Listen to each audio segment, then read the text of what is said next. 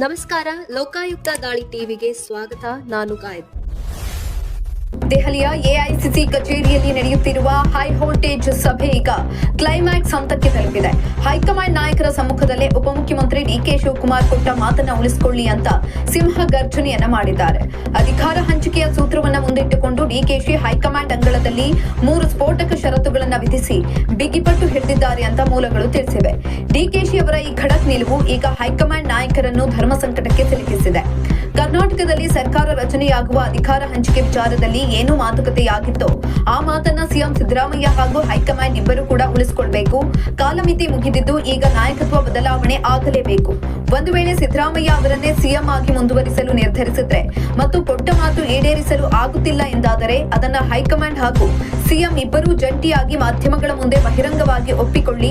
ದಿನನಿತ್ಯದ ಈ ಗೊಂದಲಕ್ಕೆ ಮತ್ತು ಕಾರ್ಯಕರ್ತರ ಆತಂಕಕ್ಕೆ ತಕ್ಷಣ ತೆರೆ ಎಳೆಯಿರಿ.